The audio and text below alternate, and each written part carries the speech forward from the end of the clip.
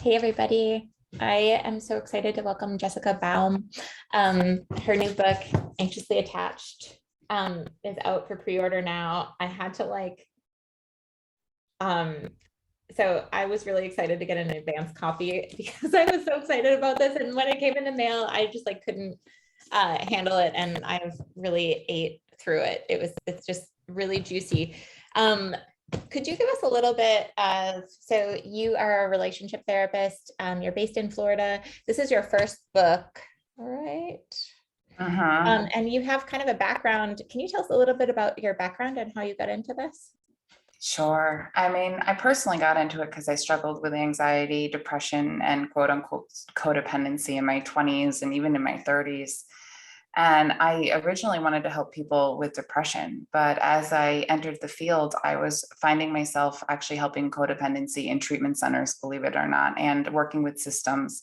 And then I became a certified Imago specialist, which is really around relationships and the dynamics of how relationships get played out, our packs, our unconscious packs, our nervous systems, and helping couples get back into connection. And so I built a very successful practice helping couples seeing this happen. I've experienced a lot of what's in my book in my personal life.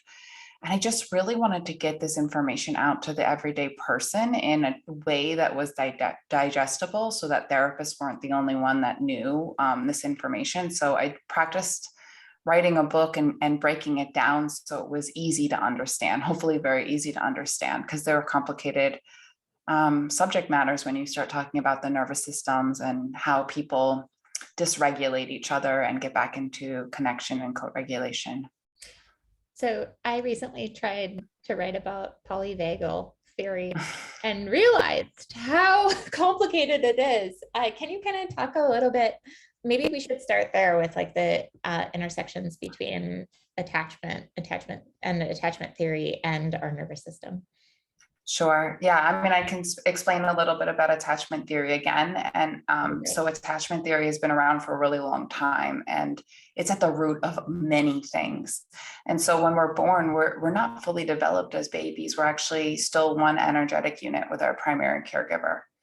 And the way in which that caregiver attunes or misattunes or attends, and it doesn't have to be perfect, but that interaction that we have with them lays down the fundamental blueprint for our nervous system and actually more of our organs. Like the quality of our organs reflect the quality of our earliest relationships on a cellular level. But for this conversation, our nervous system starts to respond. If I cry louder, I get my mom's attention.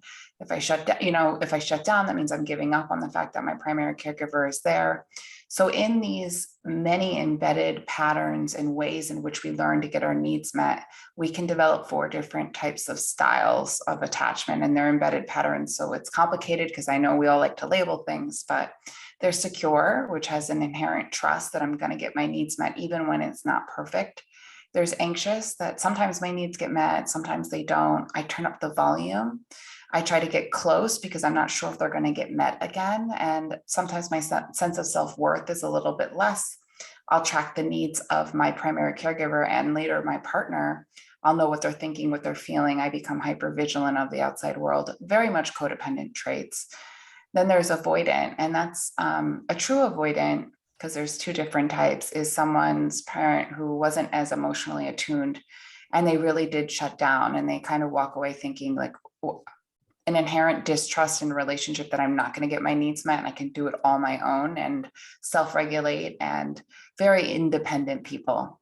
They're different. And then there's fearful avoidant, which, also has an embedded pattern of both. That's how I can best explain it. There are a different type of avoidant person, which is avoidant, but we're smothered by their parent. So it's really more anxious. And so when someone gets really close to them, they need to retreat because it brings up too much anxiety in them. That's very different than someone who literally doesn't value relationships on the same level. Usually those people are workaholics and they just don't have the same need for connection as someone who's anxious, who has a high need and a drive to stay close and in connection with their partner. So how does this sort of tie into the nervous system a little bit more? Sure. Yeah. So when you're a baby, and you cry out, you're signaling to your mom, come. and your mom is attuning to you. We call this co-regulation. It's a dance between two, and she's tending to you, and doesn't have to be perfect, but you start to learn, oh, she's going to get there. Even when she messes up, I'm going to get my needs met. But if she doesn't, and I have to cry out louder and louder, I shift into a sympathetic mode. And that gets embedded where I have to turn up the volume louder and louder to get back into connection. And if you don't get your needs emotionally met at all, and they're not really attuned to you, maybe they're not picking up on the residency circuits or the mirror neurons, the baby learns, I'm not really going to get my needs met. I'm going to shut down. And I'm not really excited when my primary caregiver is here or not, because that emotional connection isn't there. So our nervous system starts to understand these things. And then when we become adults and we detach to our primary caregiver, our partner, the attachment is the same. The behaviors might change. But if you're anxious, you're going to turn up the volume. You're going to expand your energy. You're going to get louder. You might get angry, because that's a normal response, because that's how you've learned to get your needs met. That's what your system actually knows. It might look different on how it comes out, but the system and the embedded patterns are actually from earlier times. So we embed these patterns, and then we reattach. And our partner is a lot like our primary caregiver in that we try to get needs met through them. And when they're not being met, our system will react in the same ways it did when we were very, very small. And so people can say, oh, I have a perfect childhood and I don't know why I'm responding when my partner shuts down or ghosts me or distances me. It's painful to be in disconnection. And if you experienced enough of that when you were a child, the sensations as an adult are explosive inside your body, and they're really, really scary, as they should be, because that was literally life or death for you as a baby. But your system is reacting that way in the here and now, because the same signaling is happening inside your body. There was an example you wrote about in the book about, I think it was an automatic thought that happened to you when your first husband didn't text you back. Can you talk a little bit about how your experience as an anxious person with your first marriage, if that's not, I assume you're comfortable with it because you talk about it. Yeah, no, that's fine. I think it still can happen to me to varying degrees. I just have awareness. I think the reason why I wrote the book is because my gut would fall through the floor.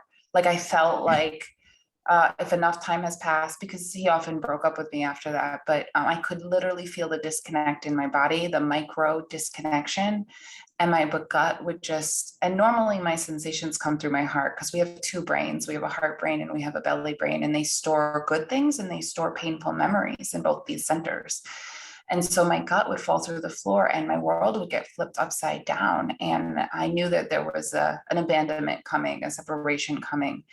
And when I was writing the book, I was like, I need to explain why this happens. This must happen to so many people on different levels, especially with technology these days, and how people are ghosting or not responding, and how quickly you can go from, well, they're probably just busy at work, to, oh my God, my system is sensing danger. And everybody's system is different, but fear is held in the belly.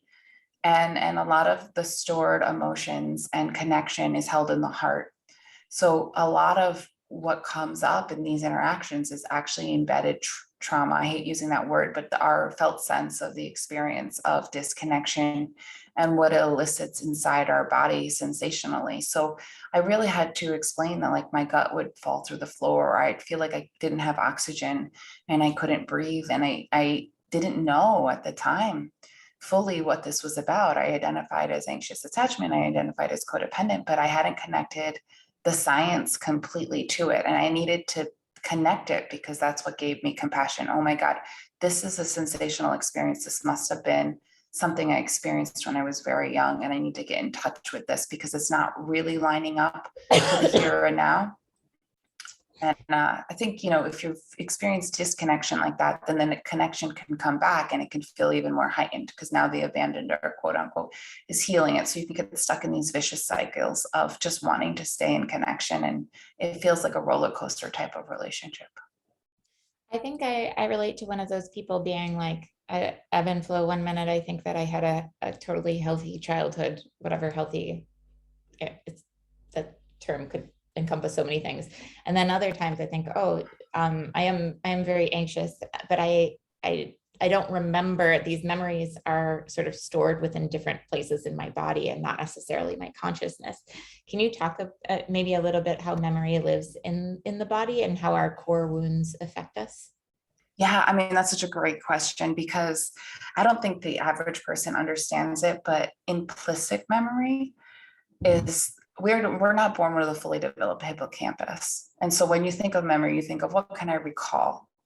But really in the beginning, I think it's first 18 months or so, we store memory as sensation. We don't store memory the way you think of storing memory. So we have these sensational memories that are living in our body, not in our head.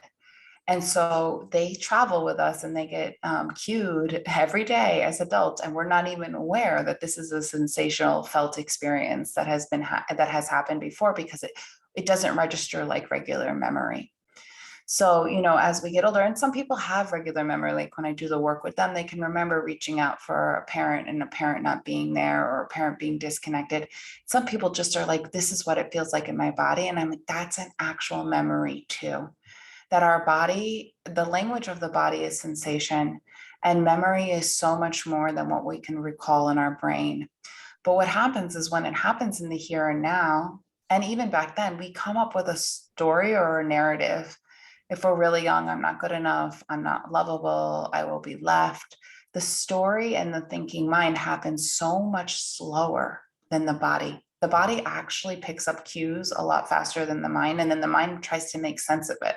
So often, what I see happen in relationships is people are getting in fights because their body is going crazy and there's all these feelings and sensations, and then they blame their partner, but their partner is really just stepping on a landmine that already exists or awakening a deeper part within them to be held.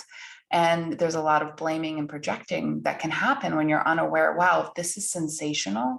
This is actually old too. My partner might be doing a behavior that hurts me, but the response in me is eliciting so much pain that this is a felt experience I experienced before. And when we can get in touch with that, we can start to heal it, be with it in a different way, and start to even be an observer and tend to it and hold it, and not maybe even communicate to our partner differently when we start to understand that they're not actually the cause of it. Can you talk a little bit about the different terminology? I think in the book, and correct me if I'm wrong, you're not, it's not that you're not a big fan of using the term trauma, but you kind of have a couple suggestions for replacement terms that might be a better fit. Yeah, I mean, so trigger for me has brought on a lot of shame, and I'm doing this training now, and we shift trigger to awakening, and a lot of the language in there is awakening, because I think when you think trigger, trigger, trigger, it's like, what do you think of? You think of a gun, you think of shame, you think, here I go again. When you think of awakening, which is really the implicit, right? It's really awakening these deep sensations in you. They're horrible, and I get it. If you're listening to this, they're not fun. But when you awaken to something, you can experience it differently just by shifting the language around it. That now there's a holding that can happen, and that's actually in the amygdala. So if the awakening happens and it surfaces and we label it as a trigger and we get mad, versus, wow, let me get curious, what's being awakened in my old brain, and let me tend to it differently, or bring it to someone who can help me connect it to integrate it, that's really what healing happens. Then we could start to speak about these things differently and have a new relationship to our internal experience, which is a lot of the book too, is starting to learn how you adapt and start to have new relationships and compassion for these awakened parts, and to get out of the blame game a little bit. And not saying that your partner's behavior is okay, but when you start to explain it from a place of, this is what it's awakening inside of me, they're able to move in and be more compassionate and empathetic towards your internal experience versus, you're doing this to me. So I forgot what your question, but that was part of answering it. Oh, no, it actually was great. Trigger, explaining, using the term awakening over trigger and trauma, if that makes sense. Mm-hmm. Yeah, and I think trauma is a word that I think so many people have a problem with. When I am talking about trauma, I'm talking developmental trauma. So what happens to you at 2 or 4 might not feel like a tragic event, but in your body at that time, and you're very egocentric, it feels like a traumatic event. Your mom missing school enough times, or having an alcoholic parent, or these things that don't seem traumatic compared to someone getting raped or something like that, which is a very different type of trauma and actually easier to heal. But these things happening repeatedly over again have a big impact when you're small because you don't have a frame of reference.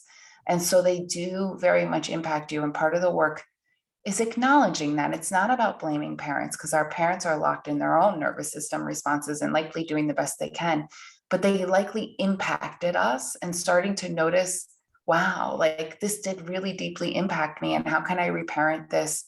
How can I be with this in a new way? And that's another big part of shifting, is the internalization process of someone who's nurturing. But big piece of this is starting to look at your developmental process and realize I really was impacted by this, and there's no one to blame. It's just starting to be with that more and allow that to surface.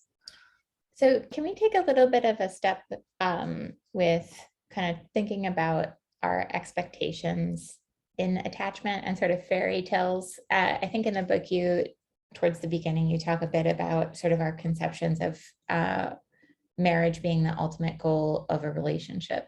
And I thought that the way that you described the problem with our culture's narrative around relationships was really fascinating. Yeah, definitely. I love that. I could go so many different directions with that. And I thought marriage would bring me a sense of security too. And I think anxious people want commitment because they want that security. If you grew up in a home, and mine was a little like this, but there was a little bit of neglect or abandonment, and you watch Cinderella or Sleeping Beauty or Twilight, I even talk about Twilight, a way to escape the pain in the moment is actually to project that your needs will get met one day by some person. Someone is going to sweep in and meet all your needs, and your relationship can meet a lot of your needs. But this actual projection to the fairy tale is actually a protection that happens when we're really small. It's actually a gift at the time. The problem is when we get older, especially if you're anxiously attached, you can be more prone to love bombing, or when someone comes in and does promise you the fairy tale, very much feels like they answer to your subconscious prayers. And so you can feel like this person is going to meet all your needs. And maybe they do in the beginning, because the honeymoon phase is wonderful and releases a lot of neurochemicals. But if you didn't feel special enough when you were young, those chemicals are going to feel extra potent when you're an adult. And so you're more vulnerable to be like, this is my everything. And it sets up an unrealistic expectation, because relationship goes through phases, and relationships are going to bring up your core wounds, which I help you identify in the book.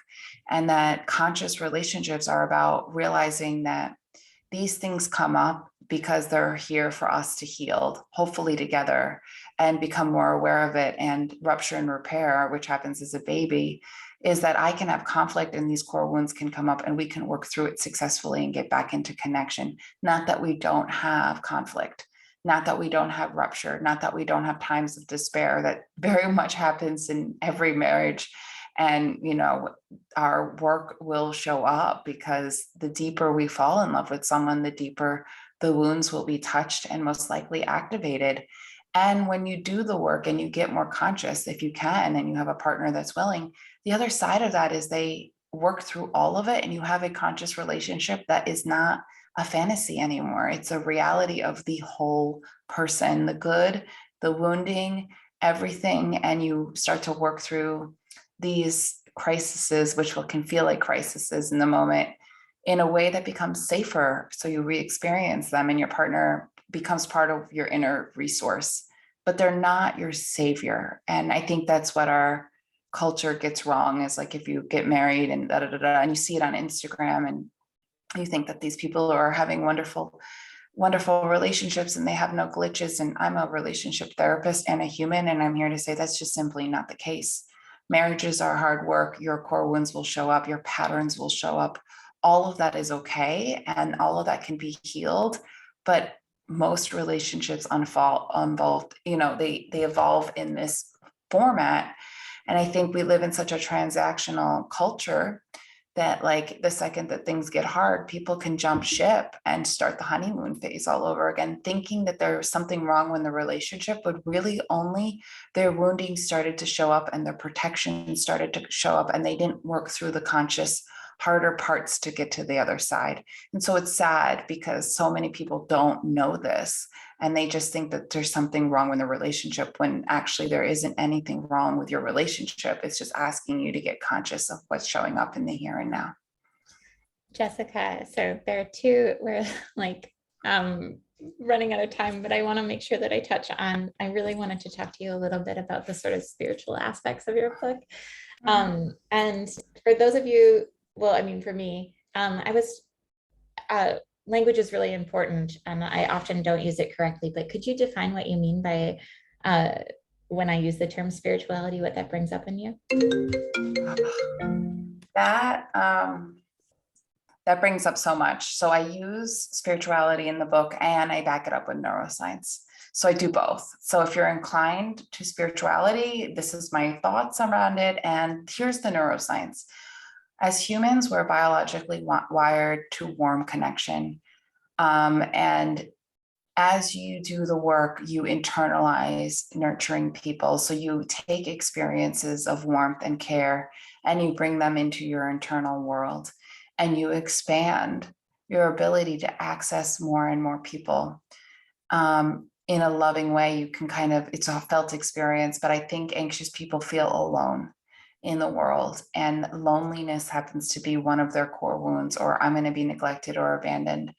And as you internalize more and more healthy people, you start to realize how not alone you are and how interconnected you are, and how many people actually are going through something similar and or able to offer deep space and love and compassion for you when you reach out. And so I think the spirituality is realizing the universe helps you grow. And some of these hard situations are for growth, but the universe also provides you usually with messages and tools, and hopefully people, if you're open to it, because a big part of this is letting in the right support. You can't heal alone, but letting in the right people to help you. Because if you internalize, for example, I love my mother, bless her heart, she was the best thing ever, but she was going through postpartum depression and a lot of anxiety. And so I internalized an anxious mom and a pretty absent dad. So I needed to re-internalize some people who were really safe for me. And I need to experience that on the external world and realize that I can pull that into my internal world as a resource, which is very hard to explain. And it's that you're reparenting or you're repositioning new people into your psyche that can help be a resource for you. And for me, that is spiritual. And I've been through so many hard chapters in my life, and I've struggled and currently going through hard chapters. I think you can trust that A, growth is always there, even when you don't want it. And B, the person you least expect it, or people, there are more people around you that want to support you and help you if you raise your hand and you reach out to the right support that will help you move through these things, that you're absolutely not alone. And quantum physics even proves that we're all interconnected. So call it spirituality meets science. It's coming more and more to our awareness that we are so interconnected. We're connected to the earth. We're connected to each other. We're connected to each other's nervous systems.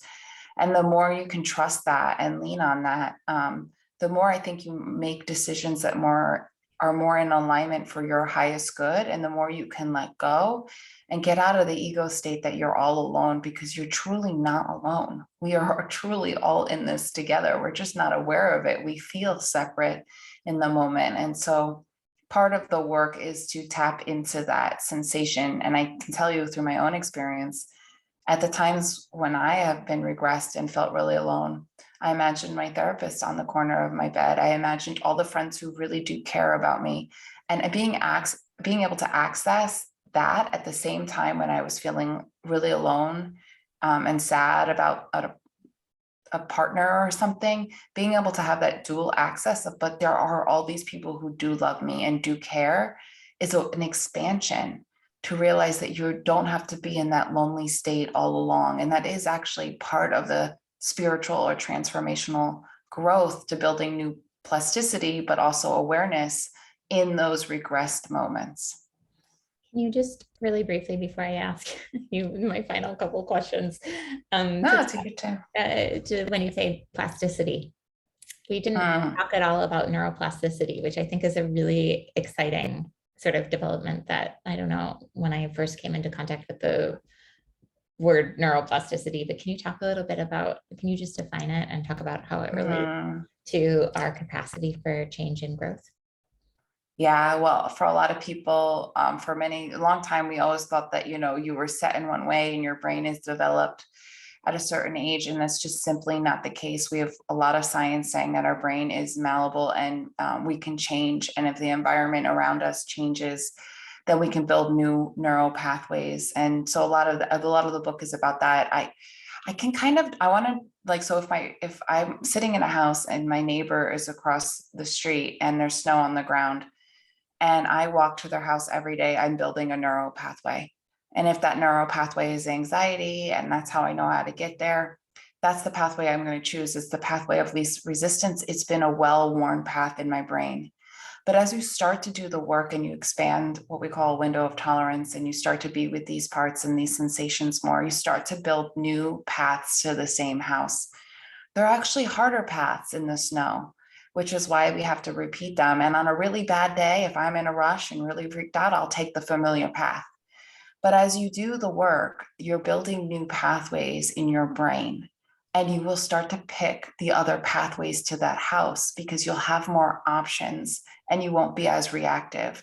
And so the brain starts to change, and the brain, we now know, can change at any moment. So if you didn't have self-regulation, if you don't have self-regulation, you can get that through healthy co-regulation. If you are really reactive, when you do the work, you will build space in your internal world to have the capacity to have different reactions when these sensations come up. And as you start to see, well, okay, last 3 times I reacted badly, but on the 4th time, I was able to pause and breathe, because that actually can trick your brain back into safety. And I was able to be more resourced, and I picked a different path that was less harmful for me and potentially my partner. A light bulb moment goes off that there are other ways in which to deal with these feelings and sensations when they come up. And so that's the developmental process of building new pathways that weren't there before. And it is work. That's why they call it earned security. But it's pretty cool when you're in it, because you start to, not every day is an easy day, but you start to realize, wow, I have more options now. There's more space, there's more awareness, there's more holding, and I'm not quite as reactive. It also offers a sense of hope and possibility that I take a lot of comfort in. Kind of going back to the sort of how you define spirituality as a trust that growth is always available if we need it. So I know we're almost out of time, but I really want you to talk about your concept of Selffull.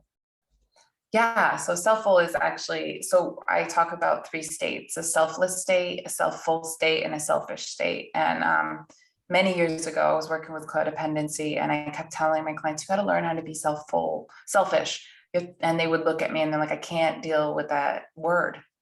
And I was like, this word isn't going to work. And the truth is, selfish is not really what I was going for. And there's a pendulum. And so we can, like in our defense mechanisms, we can lead to a default.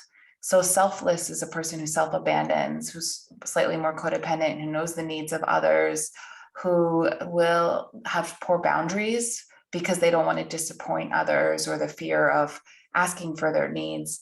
A selfish person is very aware of their own needs, and there's nothing wrong with that, but it's also a survival state. Both selfless and selfish are sympathetic states of survival. Selffull is expanding what we call a ventral state of connection and ability to stay in more receiving and giving, and there's a fluidity to that.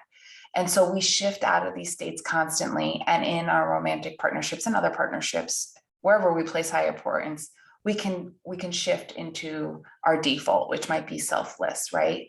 But as we start to do the work and start to challenge some of this, we become more in the self-full state. We can actually become aware of my nervous system's activated, and I'm in a selfless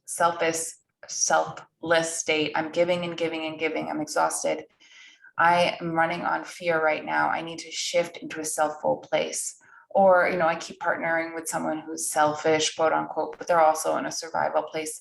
Or I'm being selfish right now because I'm scared and I'm only thinking about myself. None of this is wrong. There are states of being, but in the book, it's about expanding the self-full state, getting back into homeostasis or regulation faster, and starting to realize that I have a sense of safety in my body more and more and more.